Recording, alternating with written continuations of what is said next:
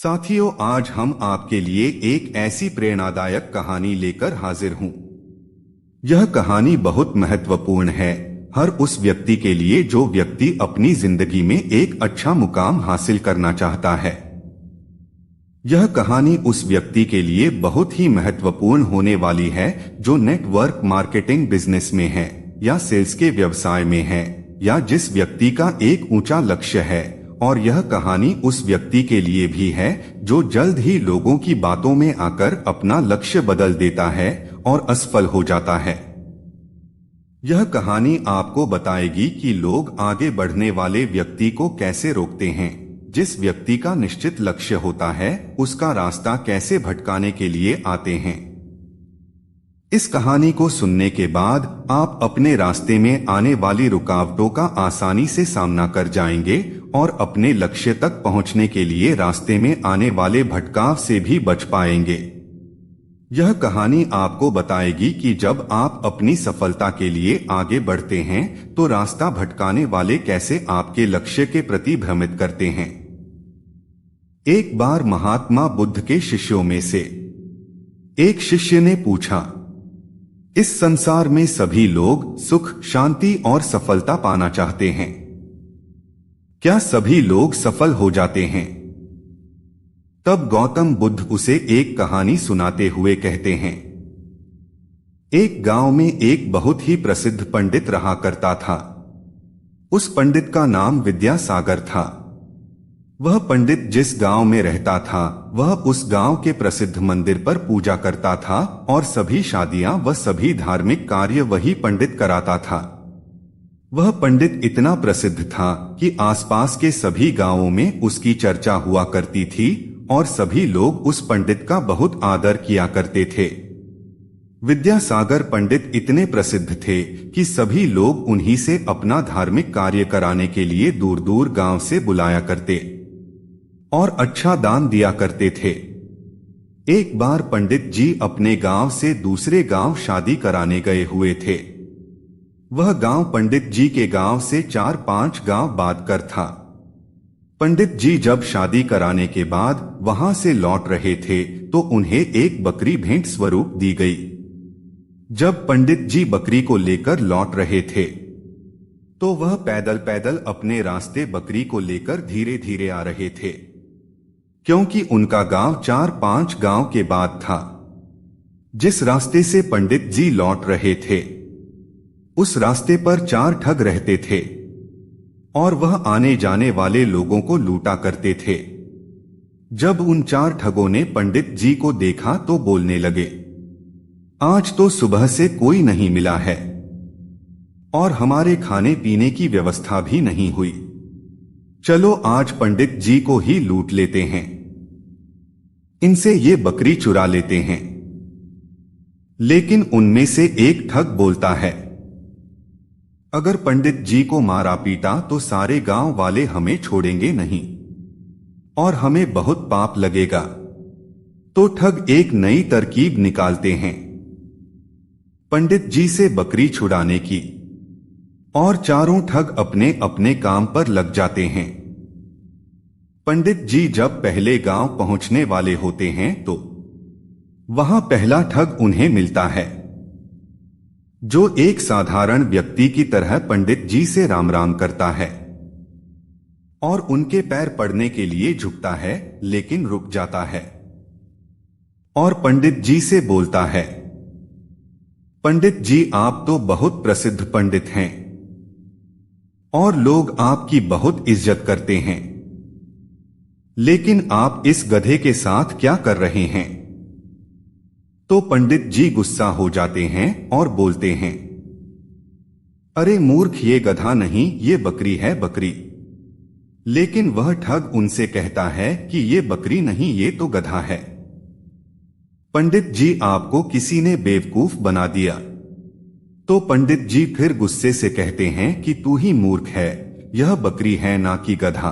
और यह बोलकर पंडित जी आगे चल पड़े। लेकिन पंडित जी के दिमाग में इस अनोखी घटना ने एक हल्का सा भ्रम डाल दिया और वह आगे निकल गए। धीरे धीरे पंडित जी आगे बढ़ रहे थे और वह दूसरे गांव पहुंचने ही वाले थे कि उन्हें वहां दूसरा ठग मिला, जो कि बिल्कुल साधारण व्यक्ति की तरह वहां खड़ा था और पंडित जी से राम राम करता है और उनके पैर पड़ने के लिए झुकता है, लेकिन वह रुक जाता है। पंडित जी पूछते हैं, क्या हुआ, रुक क्यों गए? तो वह बोलता है, पंडित जी, आप इस गधे को साथ लेकर क्यों घूम रहे हो? इससे आप खंडित हो जाओगे और लोग आपके बारे में क्या सोचेंगे? इस गधे को भगा दो। पंडित जी को इतनी बात सुनकर बहुत क्रोध आता है और बोलते हैं, तुम मूर्ख हो, दिखाई नहीं देता यह बकरी है और तुम बोल रहे हो गधा है। दूसरा ठग बोलता है कि ये पंडित जी, आपको किसी ने पागल बना दिया, यह बकरी नहीं, यह तो गधा है और ये आपके साथ रहेगा तो आपकी क्या इज्जत रह जाएगी। यह सुनते ही पंडित जी सोचने लगे कि यह क्या बोल रहा है, मैं तो बकरी लाया हूं, पर ये सब इसे गधा क्यों बोल रहे हैं? कहीं मैं सच में गधे को लेकर तो नहीं घूम रहा हूं।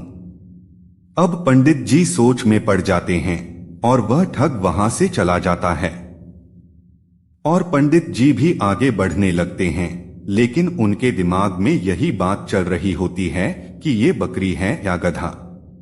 जब पंडित जी तीसरे गांव में पहुंचने वाले होते हैं तो उन्हें वहां तीसरा ठग मिलता है और पंडित जी से राम राम करता है। पंडित जी के पैर पड़ने के लिए झुकता है, लेकिन रुक जाता है। पंडित जी हैरान हो जाते हैं और पूछते हैं कि क्या हुआ?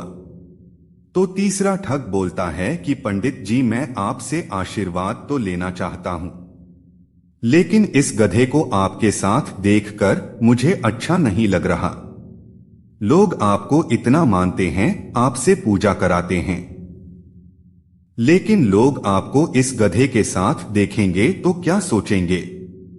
इतनी बात सुनकर पंडित जी कहते हैं कि मैं इस गधे को गांव के बाहर छोड़ने जा रहा हूं। मुझे रास्ते में दयनीय हालत में मिला था और पंडित जी वहां से निकल जाते हैं। कुछ लोगों की बातों में आकर पंडित जी का विश्वास खुद से उठ जाता है। उन्हें लगता है कि लोग सही बोल रहे हैं और मैं गलत हूं, लेकिन फिर सोचते हैं कि मैं सही हूं। इसी तरह उनका विश्वास खुद पर से गिरने लगता है और सोचते हैं कि मैं अपने गांव पहुंचने वाला हूं। अगर ये बकरी नहीं हुई और गधा हुआ तो लोग मेरे बारे में क्या सोचेंगे? यही सोचते सोचते पंडित जी चौथे गांव पहुंचने वाले होते हैं कि उन्हें चौथा ठग मिलता है और पंडित जी से राम राम करता है और पैर पड़ने के लिए झुकता है, लेकिन रुक जाता है। तो पंडित जी पूछते हैं, क्या हुआ? तो वह ठग पंडित जी से बोलता है, पंडित जी, बाकी सब तो ठीक है, पर आप इस गधे को साथ में लेकर क्यों घूम रहे हो? तो पंडित जी कहते हैं कि मैं इस गधे को गांव के बाहर छोड़ने वाला था। तो वह ठग बोलता है कि पंडित जी, यह गधा आपको शोभा नहीं देता। लोग क्या सोचेंगे आपके साथ? यह गधा देखकर आप इसे मुझे दे दीजिए, मैं इसे बाहर छोड़ आऊंगा। तो पंडित जी अपने आप पर से विश्वास खो देते हैं और उस बकरी को गधा समझकर उस ठग को दे देते हैं और अपनी बकरी को छोड़कर आ जाते हैं और उन चारों ठगों की यह तरकीब काम कर जाती है और वह पंडित जी से बकरी छुड़ा लेते हैं और उसे बेचकर पैसा कमा लेते हैं। इसी तरह हमारे आसपास भी हमारा रास्ता भटकाने के लिए बहुत सारे ठग जरूर मिलेंगे जो हमारा रास्ता भटकाना चाहते हैं। उनसे बचकर और खुद पर विश्वास रखना होगा, तभी हम अपने लक्ष्य को पा सकते हैं। इस कहानी से हमें कई सारी सीख सीखने को मिलती हैं, जिनसे हम अपनी सफलता को जल्द से जल्द पा सकते हैं। सबसे पहले तो हमें सीख मिलती है कि हमें खुद पर विश्वास रखना चाहिए। दूसरा व्यक्ति क्या कह रहा है उससे हमें कोई फर्क नहीं पड़ना चाहिए। क्योंकि रास्ता भटकाने वाले बहुत मिलेंगे। इस कहानी में भी वही हुआ है। अगर पंडित जी को खुद पर पूरा विश्वास होता कि हाँ ये बकरी ही है, तो वह अपनी बकरी को ठगों को नहीं देते। इसी तरह हमें भी अपने ऊपर विश्वास रखना होगा। हमारी मंजिल हमारे सपनों के ऊपर विश्वास करना होगा।